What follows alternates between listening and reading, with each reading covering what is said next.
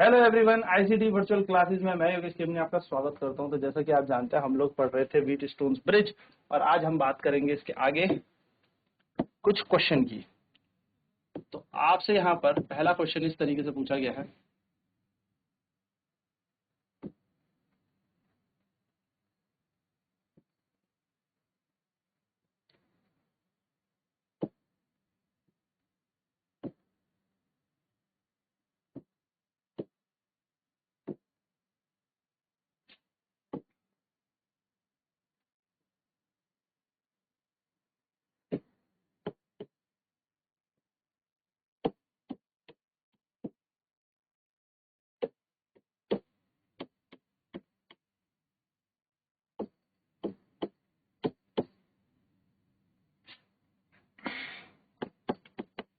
In the value of x, x का मान ज्ञात कीजिए। द ब्रिज, या मैं कह सकता हूं द सर्किट,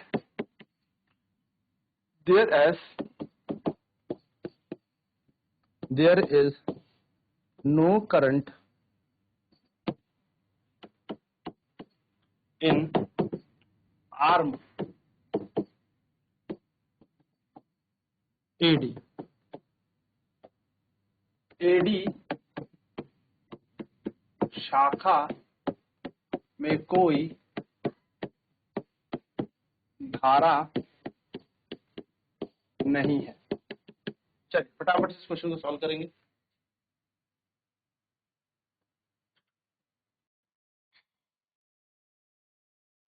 हम लिखेंगे according to question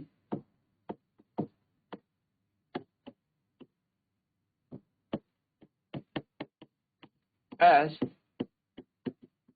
there is no current in arm AD, the circuit oblique bridge is in balanced condition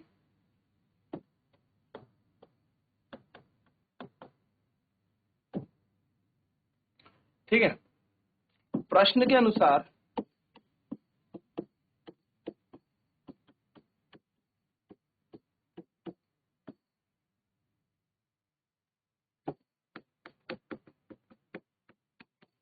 जैसा कि शाखा एडी में कोई धारा प्रवाह नहीं कर रही,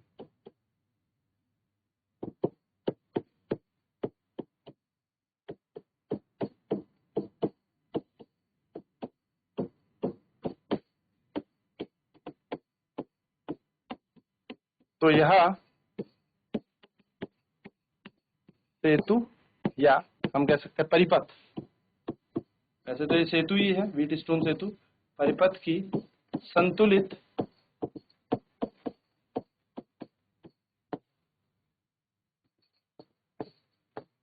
अवस्था में है। तो P upon Q will be equal to R upon S will be followed, यानी कि P बटा Q बराबर R बटा S का पालन होगा। तो यहां पर हम क्या कहेंगे, P बटा Q बराबर R बटा S। डायग्राम में देखते हैं, ये है P, ये होता है Q, ये होता है R और ये होता है S, है ना। तो यहां पर हम क्या कर देंगे,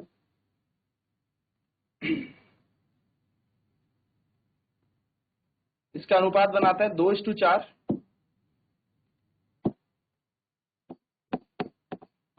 3 बटा x। x का मान निकालते हैं, 2x मल्टीप्लाई होगा, जाएगा 4 या 12, यानी कि 2x बराबर 12 और x का मान कितना हो जाएगा 12/2 यानी कि 6। तो x का मान आ जाएगा 6 ओम, यानी कि वैल्यू ऑफ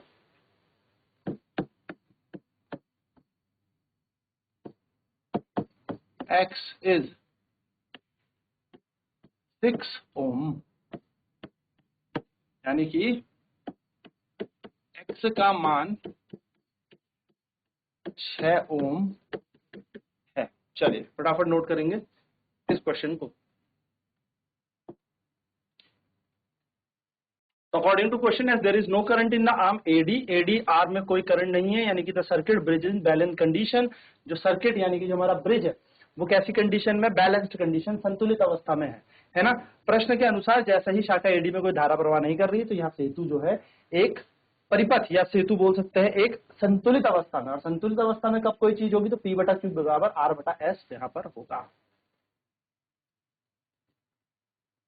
तो P/Q बराबर R/S यहाँ पर क्या होगा, पालन होगा, यानी कि P/Q R/S will be followed.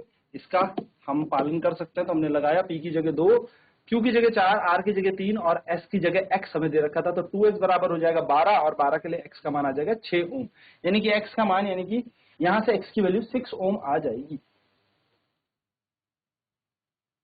हम कह सकते हैं the value of X is 6 ओम, यानी कि X का मान 6 ओम है। ठीक है, चलिए एक अगला प्रश्न यहां पर करते हैं। क्वेश्चन है find the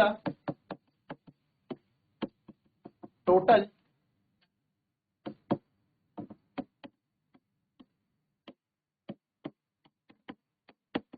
resistance of the circuit when there is no current in 6 ohm resistor, यानी कि परिपथ का कुल प्रतिरोध ज्ञात कीजिए यदि 6 ओम प्रतिरोध के पास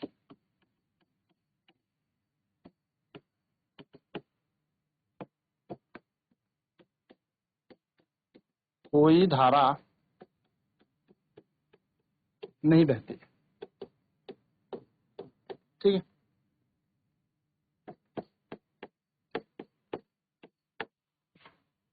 अब देखिए क्वेश्चन में डायग्राम हमें कुछ इस प्रकार से दिया।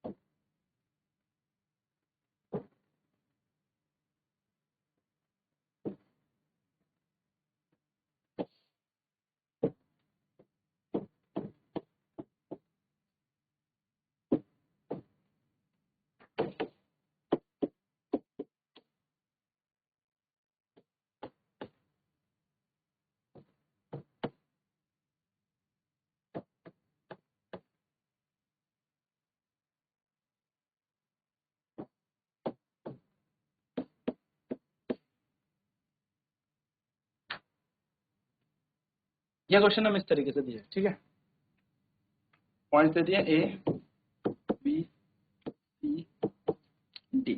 चल क्वेश्चन इस प्रकार से कि find the total resistance of the circuit. इस पूरे परिपथ का क्या निकालनी है, हमें प्रतिरोध निकालना है यदि कोई धारा 6 ओम के प्रतिरोध पे नहीं जा रही, यानी कि टोटल रेजिस्टेंस सर्किट का निकालना है when there is no current in the 6 ohm resistance. फटाफट नोट करेंगे एंड सॉल्व करेंगे इस क्वेश्चन। हमसे कहा है इस 6 ओम पर कोई धारा प्रवाहित नहीं हो रही, इस बैटरी के थ्रू जो भी करंट जा रहा होगा वो 6 ओम पे तो नहीं जा रहा है, यानी कि 6 ओम के पास कोई धारा नहीं है। इसका हमें परिपथ का क्या निकालना है, प्रतिरोध निकालना। तो इनके नाम दे देते हैं R1 R2 R3 R4 और इसको R5 कर लेते हैं। as there is no current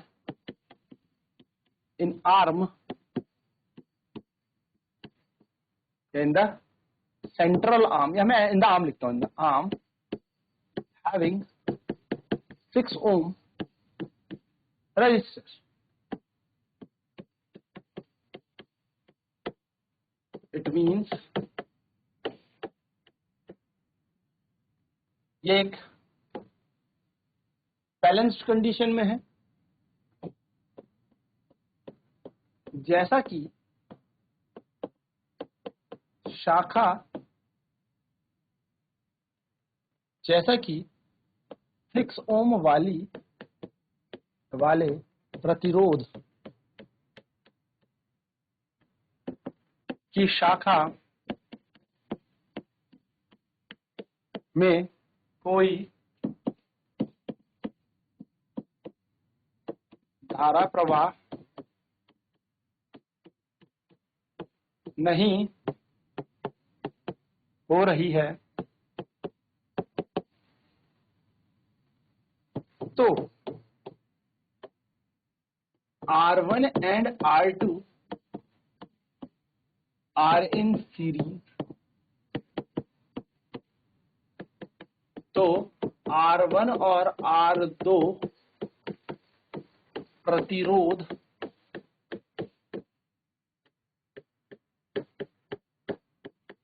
श्रेणी में है। तो मान लिया लेट R डैश यहां पर इनका नेट रेजिस्टेंस है, क्या है, कुल प्रतिरोध है। R डैश इनका क्या है, कुल प्रतिरोध है। तो R डैश बराबर क्या आ जाएगा, R1 प्लस R2, यानी कि R डैश बराबर हो जाएगा, R1 का मान देखें कितना है क्वेश्चन में, 3 + 12, यानी कि 15 ओम। सेम हम यहाँ पे लिखेंगे R3 and R4 are in series,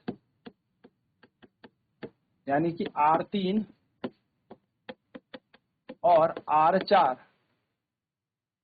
भी श्रेणी में है।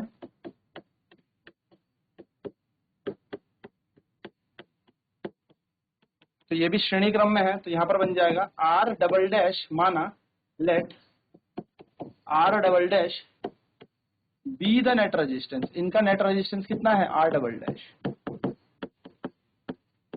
R डबल डैश क्या है, इनका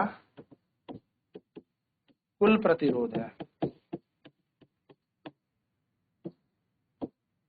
तो क्या हो जाएगा यहाँ पर, R डबल डैश बराबर हो जाएगा R3 + R4। तो R डबल डैश R3 कितना दिया है, 4 + 16, यानी कि बन जाएगा हमारा 4 + 16। तो R डबल डैश आ जाएगा 16 और 4 20 ओम। अब ये जो R डैश और R डबल डैश है, ये आपस में पैरेलल लगे हैं, यानी कि then R dash and R double dash are in parallel, so let the net resistance of the circuit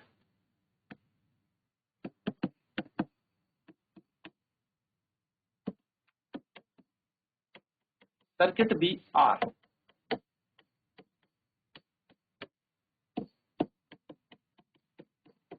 जैसा कि R डैश और R डबल डैश समांतर क्रम में जुड़े हैं,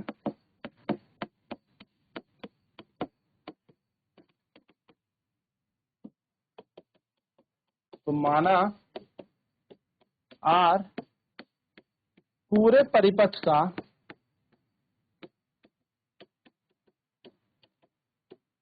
कुल प्रतिरोध है।